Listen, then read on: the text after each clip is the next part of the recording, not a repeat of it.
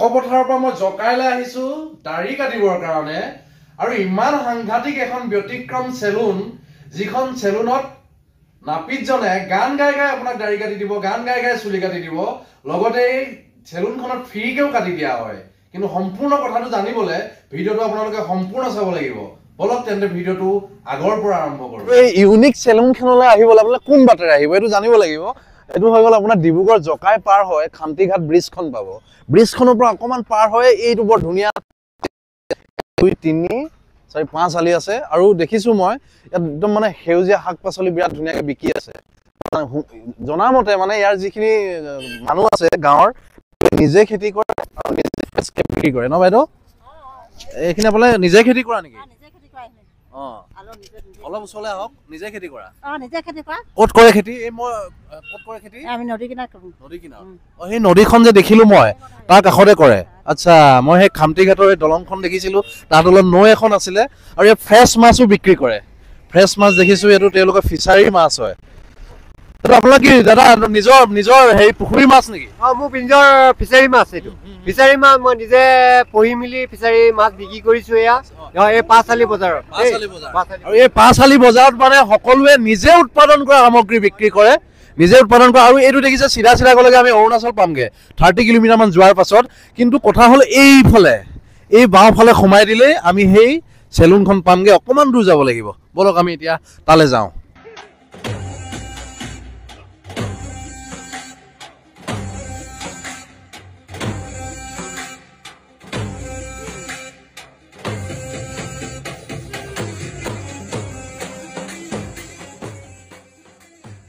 আৰু অৱশেষত তাৰ পৰা সোমাই আহি আমি পাই গলো এইখন জীৱনৰ ৰং চেলুন অলপ দেখুৱাই দিবলৈ মই অনুৰোধ জনাইছো জীৱনৰ ৰং চেলুন আৰু ইয়াত লিখা আছে চাওক ইয়াত ধুনীয়াকৈ সুন্দৰকৈ লিখা আছে ইয়াত বিশেষভাৱে সক্ষম লোকসকলৰ বাবে বিনামূলীয়া চেলুন সেৱা দেখিছেনে ইমান ইউনিক এটা কনচেপ্টত অসমীয়া ল'ৰাই কাম কৰি আছে বলক এতিয়া আমি ভিতৰলৈ সোমাই যাওঁ মই ভিতৰলৈ সোমাই আহিলোঁ খুব ভাল লাগিছে ইয়াৰ যিটো ইণ্টেৰিয়ৰ ইয়াৰ অসমীয়া ল'ৰাই কৰি আছে এই ভাইটিজন আছে কি নাম তোমাৰ ভাইটি মোৰ নাম শ্ৰী গোপাল চাংমাই তো চাংমাই পুৰা একদম মূল হুটিৰ অসমীয়া আগৰ দিনত বেলেগে মানে অসমীয়া মানুহে চুলি কাটিব নাপায় বুলি এটা মানে ধাৰণা আছিল সেইবোৰ ধাৰণা ভাঙি দিছে এতিয়া প্ৰজন্মই আৰু এই কামটো কৰি আছে মই অকণমান এইবোৰ দেখুৱাব বিচাৰিছোঁ এই বস্তুটো কি হয় ভাইটি এইটো হেয়াৰ ট্ৰিটমেণ্ট চুলি হেয়াৰ ট্ৰিটমেণ্ট কৰে স্পা বুলি কয় আৰু এইবোৰ যথেষ্ট দামী দামী ক্ৰীম দেখিছোঁ মই এইবিলাক আৰু ইয়াৰ মালিকজন যিজন হয় মানে যি অনাৰ হয় তেখেতো এজন ইউটিউবাৰে হয় আৰু তেওঁ এটা পেজো আছে জীৱনৰ ৰং বুলি চিনাকি কৰাই দিম মই তেওঁৰ লগত কথা পাতিম দাদা এজন বহি আছে দাদা ইমান ভাল লাগিছে মই কাকপথাৰৰ পৰা আহিছোঁ চাবৰ কাৰণে ইয়াত আৰু এই অসমীয়া ল'ৰা এজন আৰু অসমীয়া ল'ৰাই কাটি আছে তো ভাল লাগে অসমীয়া মানুহে এনেকুৱা কাম কৰিলে এনেকুৱা কাম এটা আগবঢ়াই জানিছে দাদাজন আছে ইয়াৰে লোকেল চাগে ন আপুনি হয় লোকেলে কেনেকুৱা লাগে ইয়াত জীৱনৰ ৰঙৰ চেলুনত কাটি চুলি কাটি বৰ্তমানটো মই যিমান অপেন কৰাৰ পৰা ইয়াতে কাটিয়ে থাকোঁ চুলি ধুনীয়া কাটি দিয়ে ন ধুনীয়া কাটে চেহেৰাটো ধুনীয়া বনাই দিয়ে হয় এফালেও আছে ভাইটি এজন দাদা হ'ব মোৰ ন কেনেকুৱা লাগিছে ভালে ভাল ন বঢ়িয়া এতিয়া মই জীৱনৰ ৰঙক চিনাকি কৰাই দিছোঁ আপোনালোকে সকলোৱে দেখি থাকে পেজবিলাকত দেখি থাকে এইজন নমস্কাৰ খুব ভাল কাম কৰি আছা তুমি মাতি আছিলা মই আহিব পৰা নাছিলোঁ কিন্তু কাকপথাৰৰ পৰা আহি আজি তোমাক দেখি ময়ো ইনস্পায়াৰ হৈছোঁ মানে যে তুমি বিশেষকৈ এইটো ভাল লাগিছে মোৰ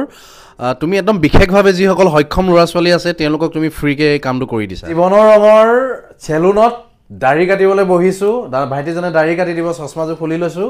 ইয়াত বহি দিম মই ধুনীয়াকৈ আয়ো বৰ আৰামি চকিছোঁ ন কাটি দিব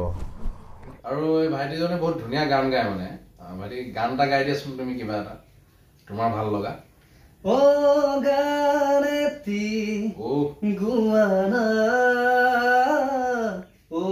মা হাত বুলাই দিয়া না ও মা সপোন হেৰালে কেনিবা বিচাৰি আনি দিয়া না মই শুব পৰা নাই মা বুকুখন বিষাইছে মা জুই গাৰেতি গুৱা